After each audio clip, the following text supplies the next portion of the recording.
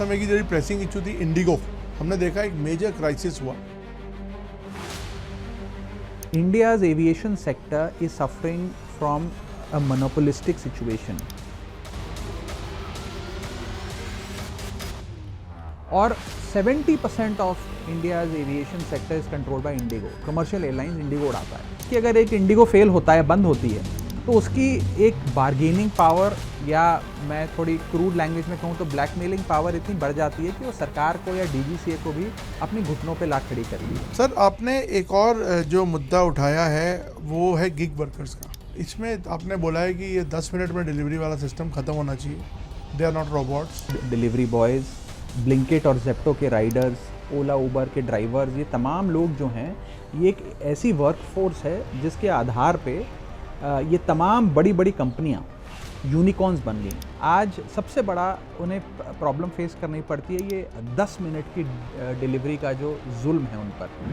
10 minute के भीतर आप तक ये चीज़ insta commerce, insta delivery apps के ज़रिए आप तक पहुंचाने में वो इंसान डेंजरस ड्राइविंग भी करता है, एंग्जाइटी का मरीज़ भी बनता है, उसका हार्ट रेट भी बढ़ता घटता रहता है, तमाम तरीके की प्रॉब्लम्स फेस करके वो वहाँ पहुँचता है आपको डिलीवरी देने के लिए।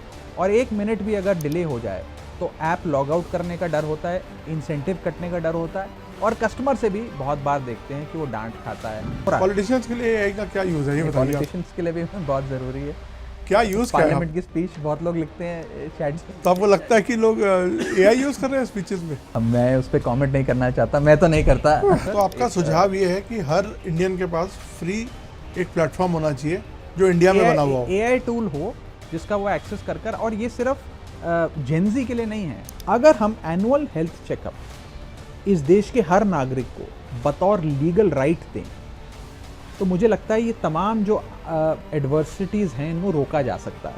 और पोल्यूशन से कैसे बचें? मुझे लगता है जिस दिन एयर पोल्यूशन चुनावी मुद्दा बन जाएगा, ज़रूर उसका बन तो गया ही है वैसे। अब well we'll know in the upcoming elections. आपका आचरण मैं देखता हूँ बड़ा अच्छा रहता है पार्लियामेंट में।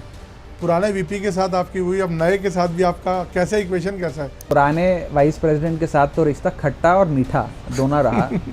It pertains to participation of youth in Indian politics. इससे भी पहले आना चाहते थे क्या?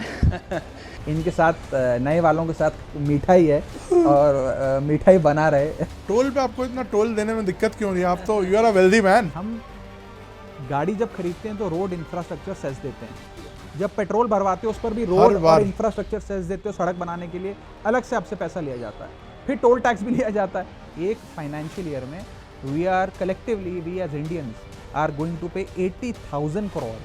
सो 80,000 करोड़ हम दे रहे हैं, तो उम्मीद कर रहे हैं कि बस सड़कें अच्छी मिले और समय ना बजाया हो। आज हमारे साथ as a very special guest mister Raghav Chadha. Raghav ji, thank you, आपने आज टाइम दिया हमें। हम एक नया ट्रेंड देख रहे हैं कि आप ज़रा हट के मुद्दे उठा रहे हैं इस बार पार्लियामेंट में।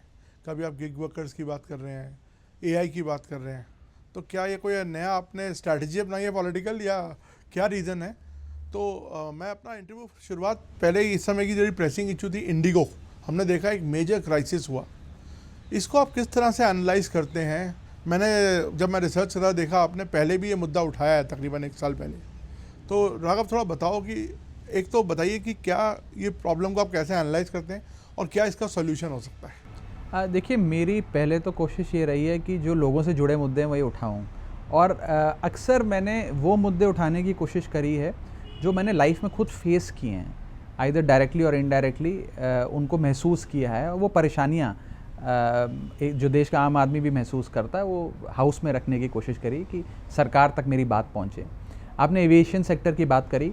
मैंने करीब 1 साल पहले एविएशन सेक्टर के बारे में विस्तार से सदन में अपनी बात रखते हुए कई चीज़ें उठाई थी। एयरपोर्ट पे मिल रहा महंगा खाना, फ़्लाइट रेट्स को लेकर कि कितनी महंगी फ़्लाइटें होती जा रही हैं। उसके बाद ख़ास तौर पे जो आज के परिप्रेक्ष्य में बहुत रेलेवेंट चीज़ है कि India's aviation sector is suffering from a monopolistic situation. हम एक डुओपली बन गए हैं। जैसे मोटे मोटे तौर पर सारी फ़्लाइट्स या तो एयर इंडिया या इंडिगो ऑपरेट करता है। स्पाइस जेट का मार्केट शेयर तो 4-5% पे सीमित है, और 70% of India's aviation sector is controlled by Indigo. Commercial airlines Indigo उड़ाता है। तो ये दिखाता है कि अगर एक इंडिगो फेल होता है, बंद होती है, तो उसकी एक बार्गेनिंग पावर, या मैं थोड़ी क्रूड लैंग्वेज में कहूँ तो ब्लैकमेलिंग पावर इतनी बढ़ जाती है कि वो सरकार को या DGCA को भी अपने घुटनों पे ला खड़ी करती है। FDTL रूल्स जिनके चलते ये तमाम प्रॉब्लम्स एक इंडियन पैसेंजर ने फेस करी, इंडिगो की तमाम फ़्लाइट्स कैंसिल हुई, वो करीब करीब जनवरी 2024 में फर्स्ट टाइम इंट्रोड्यूस करे गए थे। यानी कि 2 साल लगभग DGCA के पास और एयरलाइंस के पास थे उनकी तैयारी करने के लिए और लागू करने के लिए। फिर भी हम उसमें कहीं ना कहीं विफल रहे। मुझे लगता है कि DGCA और मुस्तैदी से काम कर सकता था। और इसमें एक फाइनेंशियल कॉस्ट तो है कि भैया आपने टिकट बुक कराई, आप जहाज़ पे नहीं चढ़ सके, आपकी फ़्लाइट कैंसिल हो गई और इंडिगो ने वो आपको पैसा रिफ़ंड कर दिया। एक बहुत बड़ी इनकन्वीनियंस की कॉस्ट भी होती है। जैसे मान लीजिए किसी को जॉब इंटरव्यू के लिए जाना था, वो वहाँ नहीं पहुँच पाया, किसी के घर में इमरजेंसी, हेल्थ इमरजेंसी थी, वो अपने किसी रिश्तेदार से जो आखिरी सांसें ले रहा है अस्पताल पहुँचना चाहता था, वहाँ नहीं पहुँच पाया, या फिर कोई आदमी कोई बिजनेस डील के लिए जाना चाह रहा था, वो कैंसिल हो गई। तो एक इनविजिबल कॉस्ट आप कहें, एक अपॉर्चुनिटी कॉस्ट, वो कहीं ना कहीं बहुत बड़ी है, जिसका खामियाजा। फ्री मार्केट का आपको लगता नहीं ये कॉन्सिक्वेंस है? 70% अगर एक एयरलाइंस ले रही है तो उसमें सरकार या कोई कैसे इंटरवीन कर सकता है? वो तो बिजनेस है। देखिए, अगेन इट्स फ्री मार्केट, इसमें कोई दो राय नहीं है, लेकिन सेक्टर ओपन अप ऐसे होना चाहिए कि प्रोत्साहन मिले और लोगों को और कंपनीज को कि वो भी इंडियन एविएशन सेक्टर में आकर हिस्सा लें। आज भारत की इकोनॉमी के तमाम सेक्टर्स बूम कर रहे हैं, ब्लॉसम कर रहे हैं। आप हेल्थ केयर ले लीजिए, फार्मास्यूटिकल ले लीजिए, डिफेंस ले लीजिए, F&B ले लीजिए, कोई भी सेक्टर आप देखें, तो एविएशन सेक्टर के अंदर क्यों नहीं कंपटीशन आ रहा? राघव जी, एक और आपने बड़ा मुद्दा उठाया।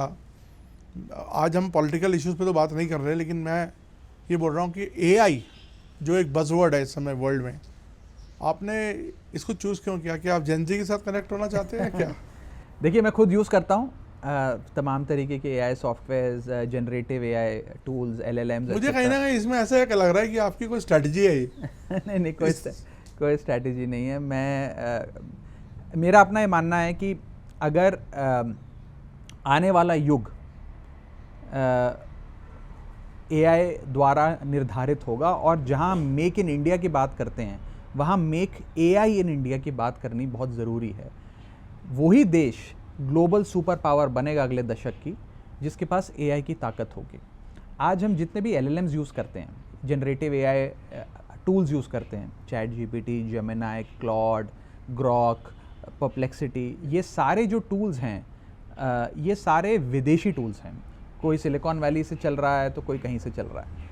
अभी तक भारत देश अपना एक LLM क्यों नहीं क्रिएट कर पाया, अपना एक जनरेटिव AI टूल क्यों नहीं क्रिएट कर पाया? जैसे चाइना ने किया। इस पे मैंने बात रखी थी और बताया था कि कैसे billions of dollars research and grants में US में AI को प्रोत्साहन देने के लिए खर्च होता है, चाइना में होता है, भारत उसका एक छोटा सा फ्रैक्शन करता है। तो कहीं ना कहीं वो करने की ज़रूरत है। और दूसरी चीज़, हमें देश के लोगों को, मेरा ये मानना है, फ्री AI टूल्स देने चाहिए। बहुत देश ये कर रहे हैं, UAE में ऐसा हो रहा है, सिंगापुर में ऐसा, हांगकॉन्ग में ऐसा हो रहा है। अगर आज आप ये जनरेटिव AI टूल्स को ओपन अप कर देंगे और सारे लोगों को एक्सेस दे देंगे, तो आप सोचिए आप कितना बड़ा पोटेंशियल देश का अनलॉक करेंगे। पूरे सारे इंडिया को, तो आप AI कैसे पहुंचाएंगे लोगों को? नहीं, देखिए, जहाँ डेटा पहुँच गया वहाँ तो पहुँचा ही सकते हैं, और बहुत लोग ये दे रहे हैं। एक बड़े मशहूर टेलीकॉम सर्विस प्रोवाइडर हैं, उनका परप्लेक्सिटी के साथ टाई अप हुआ और आज वो अपने सब्सक्राइबर को फ्री परप्लेक्सिटी एक्सेस दे रहे हैं। ऐसे ही ChatGPT को भी कुछ ऐसी प्राइवेट कंपनीज़ हैं जो फ्री में एक्सेस दे रही हैं। तो मुझे लगता है कि सरकार भी इस बारे में सोच। तो आपका सुझाव ये है कि हर इंडियन के पास फ्री एक प्लेटफॉर्म होना चाहिए जो इंडिया में बना हुआ हो, AI टूल हो जिसका वो एक्सेस कर और ये सिर्फ जेन ज़ी के लिए नहीं है। आज एक बूढ़े आदमी को एक फॉर्म भरना हो, वो AI की मदद से भर सकता है। किसान को अपनी फसल के बारे में कुछ जानना हो, ज्ञान प्राप्त करना हो, फर्टिलाइज़र के बारे में, वो AI का इस्तेमाल कर सकता है। दुकानदार, ट्रेडर्स यूज़ कर सकते हैं, क्रिएटर्स यूज़ कर सकते हैं, आप जैसे पत्रकार यूज़ कर सकते हैं। पता है नौकरी सब कह रहे हैं खतरे में हो गई है इसके बाद। नहीं, ऐसा नहीं है, आप उसके और भी तरीके से उसके पोटेंशियल को अनलॉक कर सकते हैं। तो मेरा ये मानना है कि if we give that access to every person in India, वो एक बहुत बड़ा पोटेंशियल है जिसे अनलॉक करेगा। पॉलिटिशियंस के लिए और देशों में हो रहा है। पॉलिटिशियंस के लिए एआई का क्या यूज है ये बताइए? पॉलिटिशियंस के लिए भी बहुत ज़रूरी है। क्या यूज पार्लियामेंट की स्पीच बहुत लोग लिखते हैं चैट जी। तो आपको लगता है कि लोग एआई यूज कर रहे हैं स्पीचेस में? अब मैं उस पर कमेंट नहीं करना चाहता, मैं तो नहीं करता। लेकिन सर मुझे एक बात आप बताइए, इसकी वायबिलिटी कैसे हो सकती है आपको लगता है कि सबके पास फ्री एआई टूल हो इंडिया से बना हुआ? देखिए, इंडिया से बना हुआ फिलहाल तो इंडिया की जनरेटिव एक एआई टूल विश्व प्रसिद्ध या ग्लोबल स्टैंडर्ड्स का अभी तक नहीं बना पाया है। बताया जा रहा है कि it's a work in progress और बहुत जल्द अवेलेबल हो जाएगा। फिलहाल के लिए तो जो बाहरी टूल्स हैं उन्हें ही मुहैया कराना चाहिए, ऐसा मुझे लगता है। हमारा चिप मैन्युफैक्चरिंग में भी आई थिंक काफ़ी प्रोग्रेस हो रहा है। मैंने ये सब सजेशन रिलेटेड है। चिप मैन्युफैक्चरिंग, जीपीयूज, आपको इंफ्रास्ट्रक्चर ग्रांट्स देनी पड़ेंगी, इकोसिस्टम क्रिएट करना पड़ेगा। तमाम चीज़ों को मैंने सदन में उठाया था। और नहीं, but what is your analysis? Is it happening? Is it in the right track और is it not on the right track right now? Well, let me put it like this, it can be much better, can be much much much better. Sir, आपने एक और जो मुद्दा उठाया है वो है गिग वर्कर्स का। इसमें आपने बोला है कि ये 10 मिनट में डिलीवरी वाला सिस्टम ख़त्म होना चाहिए। दे आर नॉट रोबोट्स, उनकी भी एक डिग्निटी होनी चाहिए, which are very valid points. तो इसको आप किस तरह से आगे ले जाने की सोच रहे हैं और इसको थोड़ा समझाइए, आपको ये उठाने की ज़रूरत क्यों पड़ी? देखिए, आज के दौर में स्विगी जोमेटो के डिलीवरी बॉयज़, ब्लिंकिट और जेप्टो के राइडर्स, ओला उबर के ड्राइवर्स, ये तमाम लोग जो हैं, ये एक ऐसी वर्क फोर्स है जिसके आधार पे ये तमाम बड़ी बड़ी कंपनियां यूनिकॉर्न्स बन गई, $1 बिलियन की वैल्यूएशंस हासिल कर ली। लेकिन इस पूरी एक इकोसिस्टम जो खड़ा हुआ, इसमें अगर कोई एक सेट ऑफ पीपल है जो आज भी दबा कुचला और बहुत प्रेशर में है, वो हमारे गिग वर्कर्स हैं। आज सबसे बड़ा उन्हें प्रॉब्लम फेस करनी पड़ती है ये 10 मिनट की डिलीवरी का जो जुल्म है उन पर। 10 मिनट के भीतर आप तक ये चीज़ insta commerce, insta delivery apps के ज़रिए आप तक पहुंचाने में वो इंसान डेंजरस ड्राइविंग भी करता है, एंग्जाइटी का मरीज़ भी बनता है, उसका हार्ट रेट भी बढ़ता घटता रहता है, तमाम तरीके की प्रॉब्लम्स फेस करके वो वहाँ पहुँचता है आपको डिलीवरी देने के लिए। और 1 मिनट भी अगर डिले हो जाए तो ऐप लॉग आउट करने का डर होता है, इंसेंटिव कटने का डर होता है, और कस्टमर से भी बहुत बार देखते हैं कि वो डांट खाता है, कस्टमर उसे रेटिंग कम देता है और डांट के भगा देता है। ये एक बहुत बड़ी प्रॉब्लम है। इसी के साथ साथ उनकी वर्कर की डिग्निटी को लेकर भी मैंने बात रखी। एक उनकी मिनिमम पे और मैक्सिमम वर्किंग आवर्स डेजिग्नेट होने चाहिए, कि नहीं तो वो 14 से 16 घंटे लगातार एक दिहाड़ी मजदूर से बदतर स्थिति में काम करते हैं। कोई प्रोविडेंट फंड नहीं, कोई ESI नहीं, कोई परमानेंट एम्प्लॉयमेंट नहीं, कोई जॉब सिक्योरिटी नहीं, कोई पेड लीव नहीं, इस प्रकार का कोई सेटअप। बट अभी ये जो आए हैं कोड्स आए हैं, जो लेबर कोड, ये ज़रूर है कि अभी जो लेबर कोड्स इंट्रोड्यूस हुए हैं, और मैं साफ तौर पे बताना चाहूँगा, उन्होंने एक अच्छा कदम ये उठाया है कि इन गिग वर्कर्स को, जिनकी मैं बात कर रहा हूँ, उनको डिफाइन किया है, उनको रिकॉग्नाइज किया है। अभी तक वो हमारे लीगल सिस्टम में किसी भी स्टैट्यूट में रिकॉग्नाइज्ड ही नहीं थे। वो एक बड़ा पहल है, एक बड़ी कदम है। लेकिन इसके साथ साथ अभी भी डिग्निटी और फाइनेंशियल सिक्योरिटी हम उन्हें ऑफर नहीं कर पाए हैं। उस दिशा में अभी भी काम करने की आवश्यकता है। तो सर आपको क्या, कैसे इसको हैंडल कैसे किया जाएगा? लाइक आपने ये तो बोल दिया कि ये प्रॉब्लम है, इस समस्या का हल क्या है? देखिए, अगर हम ये उम्मीद लगा के बैठ सकते हैं कि वो लोग 10 मिनट में हमारे घर पे खाने की डिलीवरी कर देंगे, तो वो लोग भी उम्मीद लगा कर बैठते हैं कि हम उनके लिए कुछ करेंगे, कानून बनाएंगे, रूल्स रेगुलेशंस लाएंगे। मुझे लगता है, और मैंने इस बारे में सदन में बात रखी और मेरा विश्वास है कि सरकार तक ये बात पहुंची भी है, that there needs to be a separate set of regulations, because ये जो एक सेट ऑफ वर्कर्स, एक वर्कफोर्स तैयार हुई है, साइलेंट वर्कफोर्स है, these are the invisible wheels of Indian economy, इनको सपोर्ट देने की ज़रूरत है। तो एक रेगुलेशंस बने जिनको इनको परमानेंट एम्प्लॉयमेंट मिले। परमानेंट एम्प्लॉयमेंट के साथ साथ जो मैंने चीज़ें बताई, PF, सोशल सिक्योरिटी, तमाम चीज़ें उनको मिलेंगी। सेकेंडली, इनको परमानेंट एम्प्लॉयमेंट के साथ साथ इनकी मिनिमम पे और मैक्सिमम वर्किंग आवर्स क्या होंगे वो भी डिफाइन होंगे। और उसके साथ साथ ये कस्टमर का हैरेसमेंट जो है, कस्टमर द्वारा किया गया हैरेसमेंट, वो कहीं ना कहीं बंद हो। वो भी उसमें क्या, आपने कहा सरकार तक बात पहुंची है कि आपको किसी का फीलर आया अभी कि इस पे कुछ करने वाले हैं हम लोग? नहीं, ऐसी कोई चर्चा मेरी डायरेक्ट प्रत्यक्ष रूप से नहीं हुई है, लेकिन बट काफ़ी सपोर्ट मिला आपके इस थॉट को। मुझे ऐसा लगता है कि बिकॉज जब मैंने मुद्दा उठाया, लोगों ने बहुत सपोर्ट किया।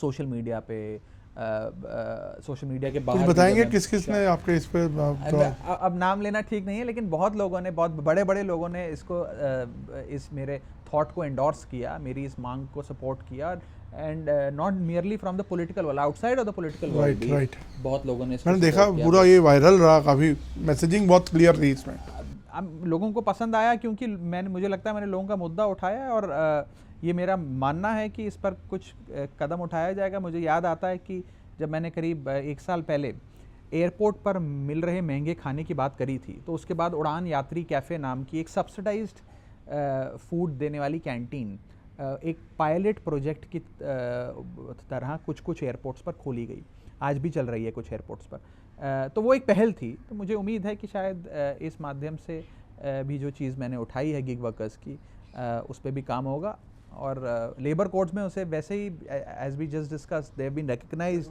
The first time they are recognized. So So I think it's a good step. So hopefully we're treading in the right direction. तो सर मैं एक और, आप जब मैं रिसर्च कर रहा था आपसे मिलने से पहले, तो मैंने देखा कि आपने एक और मुद्दा उठाया है, एनुअल हेल्थ चेकअप्स। तो ये इस पे तो शायद प्रधानमंत्री ने भी बात की है कई बार कि एक एनुअल हेल्थ चेकअप मैंडेटरी होना चाहिए सबका। देखिए, कोविड-19 के बाद आपने अगर देखा होगा, हम कितनी बार अपने मोबाइल फ़ोन पर या अखबार या न्यूज़ चैनल पर ये रिपोर्ट देखते हैं कि कोई दूल्हा अपनी शादी के मंडप पे हार्ट अटैक से मर गया, कोई स्पोर्ट खेलते हुए, बैडमिंटन क्रिकेट खेलते हुए कोई युवा गिरकर दिल के दौरा पड़ने से मर गया, एटसेट्रा। और उसके साथ साथ कितनी बार ऐसा होता है कि कोई आदमी जब अस्पताल में इमरजेंसी में भर्ती हो जाता है, तब उसे पता लगता है कि अरे उसे डायबिटीज़ था, ब्लड प्रेशर था, कैंसर था, कोई बीमारी थी। अगर हम एनुअल हेल्थ चेकअप इस देश के हर नागरिक को बतौर लीगल राइट दें, तो मुझे लगता है ये तमाम जो एडवर्सिटीज़ हैं इनको रोका जा सकता है। इसीलिए मैंने मांग करी कि एनुअल हेल्थ चेकअप को एक लीगल राइट बनाया जाए। अगर हर साल देश के हर नागरिक का एक बार पूरी हेल्थ की जांच हो जाए, तो हो सकता है कि आज से 10 साल बाद जो बीमारी एक बहुत बड़ा आकार लेती, वो आज 2 गोली खाकर आपकी समाप्त हो सकती है।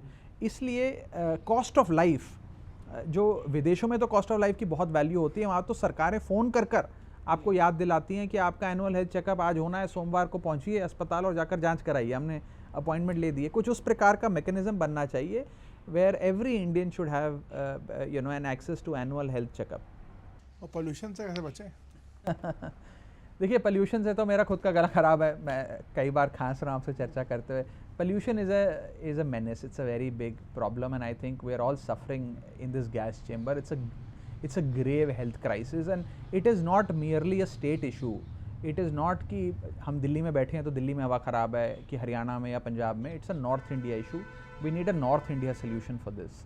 और ये तमाम सरकारों की कलेक्टिव पॉलिटिकल विल से ही समाधान होगा। और मुझे लगता है जिस दिन एयर पोल्यूशन चुनावी मुद्दा बन जाएगा, ज़रूर बन तो गया ही है वैसे। अब well we will know in the upcoming elections. तो सर मैं एक और मुद्दा आपने जो उठाया वो भी काफ़ी जुड़ा हुआ अर्बन मुद्दा है। आप मैं देख रहा हूँ अर्बन आजकल फोकस आपका है सारे मुद्दों पे, रूरल इतना मुद्दा आप उठा नहीं रहे, मैं देख रहा हूँ। नहीं, मैंने अभी साल भर पहले साल भर हो गया ना, रेलवेज इंडियन रेलवे पैसेंजर की क्या दुर्गति है, कैसे आलू की बोरियों की भांति उन्हें ठूस कर ले जाया जाता, उनकी बात रखी थी। और ख़ास तौर पे रूरल इंडिया से जो ट्रेन्स चलती हैं उनकी बात रखी थी। तो ऐसा नहीं है कि मैं सिर्फ अर्बन लोगों की बात करता हूँ। तो टोल पे आपको इतना टोल देने में दिक्कत क्यों नहीं? आप तो you are a wealthy man. नहीं, एक तो ऐसा है कि मेरा अपना ये मानना है कि toll is sometimes takes the shape of a legalized loot. It appears and feels like a legalized. Yes, आपको छोटे से सफ़र तय करना है तो आपको 200, 300, 400, 500 रुपये तो कहीं और नहीं। आपने 200-300 रुपये देने के लिए जो लाइन में आधा घंटा खड़ा होना है वो अलग। अब ये फास्टैग वगैरह से शायद थोड़ा सा कुछ सिंप्लीफाई हुआ है। वेल, आज भी आप जाके देखिए, अगर 8 लेन है तो 4 लेन तो इसलिए नहीं चल रही होती टोल प्लाजा की कि कोई व्यक्ति नहीं बैठा या बैरियर ख़राब है, बैरियर नहीं खड़ा, और तो कई प्रकार की परिस्थितियाँ। लेकिन मोटे मोटे तौर पर टोल प्लाजा का कॉन्सेप्ट ये है कि आप टोल इसलिए भर रहे हैं कि बेहतरीन अच्छी सड़क मिले। तो पहला सवाल मैंने ये रखा कि क्या आपको अच्छी सड़क मिल रही है, क्या प्रॉपर लेन डीमार्किंग, क्लीनलीनेस, ड्रेनेज सिस्टम और प्रॉपर साइनेजेस सड़क पे मिल रही हैं। अगर नहीं मिल रही तो टोल लेना नहीं चाहिए। जैसे कि केरला हाईकोर्ट ने अभी कुछ ही समय पहले अपने राज्य के कुछ टोल प्लाजास को बंद कर दिया कि सड़क बहुत ख़राब है, अब जनता से आप टोल नहीं वसूल सकते। जम्मू कश्मीर हाईकोर्ट ने ऑर्डर देके 2 टोल प्लाजास जो जितना पैसा वसूलता था उसमें 80% कटौती कर दी कि सड़क ख़राब है, उस सड़क पे इतनी ख़राब सड़क देने के बाद आप मांग कैसे सकते हो टोल, उन्होंने बंद कर दिया।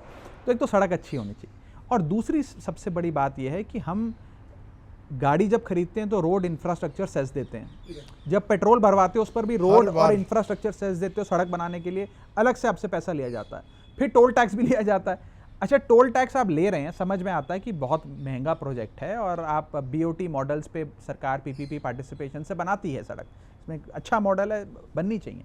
लेकिन जब कॉस्ट की वसूली हो जाए उसके बाद भी कई टोल्स चलते रहते हैं, जिसका मुख्य उदाहरण रहा हमारा DND, दिल्ली नोएडा फ्लाईवे, जिसमें कॉस्ट वसूल होने के बाद भी वो फ्लाईवे पैसा लोगों से वसूलता रहा, कम से कम वो बंद होना चाहिए। और इस सब में इंसान का वक्त ज़ाया नहीं होना चाहिए। Highways are meant for seamless mobility and seamless connectivity.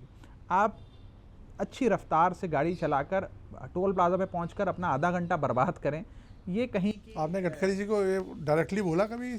नहीं, अब मैं सदन में मिलेंगे तो ज़रूर बोलूँगा। मेरा ऐसा मानना है कि 5 मिनट से ज़्यादा अगर किसी गाड़ी को टोल प्लाजा पे खड़ा होना पड़े तो उसका सफ़र फ्री होना चाहिए, उसे टोल प्लाजा पे 1 रुपया नहीं लगना चाहिए। और ये आप लागू करेंगे इस प्रकार का नियम, तो मुझे लगता है कि तो आपका कहना ये है कि जब आपका कॉस्ट निकल आए उसके बाद टोल सारे बंद होने चाहिए, उसके बाद तो कोई फायदा नहीं है तो चलाने। कॉस्ट निकल आए तो नहीं है, तो लॉजिक है इसकी। हाई कोर्ट सुप्रीम कोर्ट से डायरेक्शन। ओके, तो आपने कोई डेटा निकाला है कि ऐसे कितने टोल्स हैं जो चल रहे हैं बिना नहीं, तो हमने स्टार्ट अनस्टार्ट क्वेश्चंस के माध्यम से सरकार से पूछा हुआ है। एक डेटा ये बताता है, मैं आपको अभी देख के बताता हूँ, आई थिंक वर्ष 25-26 में भारत देश में हम टोल देकर लगभग 80,000 करोड़ रुपए इस वित्तीय वर्ष में, जो 1 अप्रैल 2025 को शुरू हुआ और 31 मार्च 2026 को समाप्त होगा, एक फाइनेंशियल ईयर में we as Indians are going to pay 80,000 crore as toll tax at all these toll plazas and all, which is a huge amount. So 80,000 crore हम दे रहे हैं, तो उम्मीद कर रहे हैं कि बस सड़कें अच्छी मिले और समय ना ज़ाया हो। राघव जी, इन तमाम अर्बन मुद्दों के बीच में आपने एक इम्पॉर्टेंट मुद्दा उठाया था, वो था टॉक्सिक वाटर का। आपने उसमें मेंशन किया था कि जब पंजाब ने ग्रीन रेवोल्यूशन की बुनियाद रखी थी और उसमें काफ़ी अपना नुकसान कर लिया, आज उसकी प्राइस पे कर रहे हैं।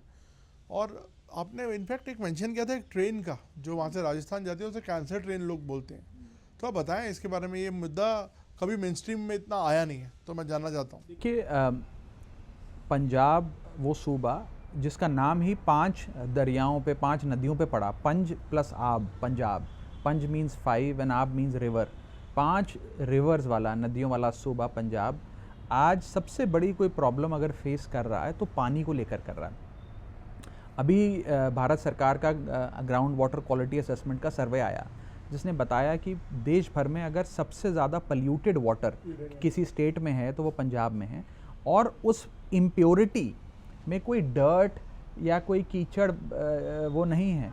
There are radioactive metals like uranium which are found in the samples that were taken out of Punjab's ground water.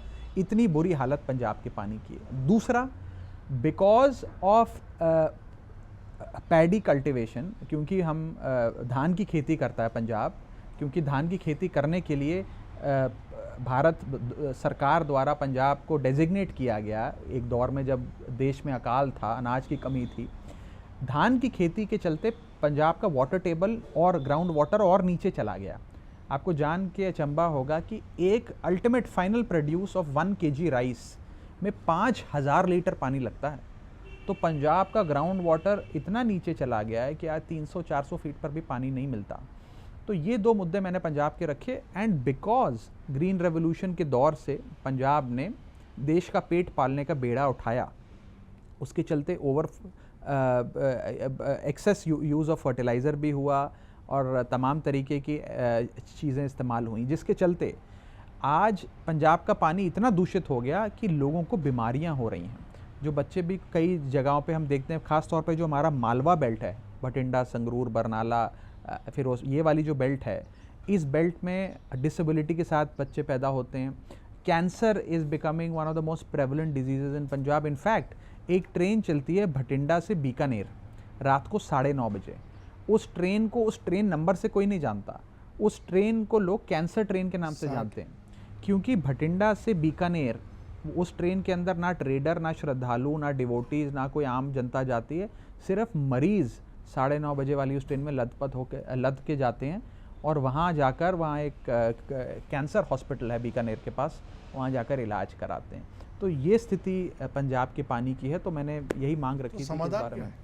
देखिए, एक तो मुझे ऐसा लगता है कि we have to do crop diversification. पंजाबियों की खुराक भी नहीं है चावल, और वो दौर जब था, जब देश में अनाज की कमी थी, आज हम उस दौर में भी नहीं है। आज हम एक फूड सिक्योरिटी, एक स्टेबल फूड सिक्योरिटी की ओर बढ़ चुके हैं। I think crop diversification is the most important thing that we must look at, जिसमें पानी के पॉइंट ऑफ व्यू से भी, केमिकल एंड फर्टिलाइज़र यूजेज के पॉइंट ऑफ व्यू से भी, और फार्मर इनकम की पॉइंट ऑफ व्यू से भी तमाम तरीके की क्रॉप डाइवर्सिफिकेशन करी जाए। न्यू एंड न्यूअर क्रॉप्स को हमें फेयर लगाना पड़ेगा। चलिए, अब मैं इस इंटरव्यू को समाप्त करने की तरफ आ जाते हैं। आपका आचरण मैं देखता हूँ बड़ा अच्छा रहता है पार्लियामेंट में। पुराने वीपी के साथ आपकी हुई, अब नए के साथ भी आपका कैसे इक्वेशन कैसा है? इस सवाल के बाद हम ख़त्म करते हैं। नहीं, देखिए, पुराने वाइस प्रेसिडेंट के साथ तो रिश्ता खट्टा और मीठा दोनों रहा। इनके साथ, नए वालों के साथ मीठा ही है और मीठा ही बना रहे। मुझे ऐसा लगता है कि राज्यसभा के जो चेयरमैन होते हैं, उनकी जो फंक्शनिंग है उसके बारे में सर्वपल्ली राधाकृष्णन जी, जो फर्स्ट राज्यसभा के चेयरमैन रहे, फर्स्ट वीपी भी रहे, उन्होंने अपने पहले वक्तव्य में बात रखी थी that now that I am on the chair, I belong to no party, that means I belong to every party in the house. वो उन्होंने एक मापदंड, एक बेंचमार्क सेट किया था। मुझे लगता है जो भी चेयरमैन उसका पालन करेगा वो अच्छा ही करेगा। और मेरे को बड़ा एक डायलॉग था उसमें कि मैं सबसे छोटा हूँ, तो आपको मेरे को आशीर्वाद चाहिए। वो मैंने इस बार भी बोला, जो नए चेयरमैन आए उनको भी रिक्वेस्ट करते हुए कि Rajya Sabha is called as the house of elders. तो इस राज्यसभा में सबसे कम उम्र का एमपी मैं हूँ। तो मैंने बोला, देखो जी, ये सब एक परिवार है, और परिवार का अध्यक्ष वो होता है जो चेयरमैन है सदन का।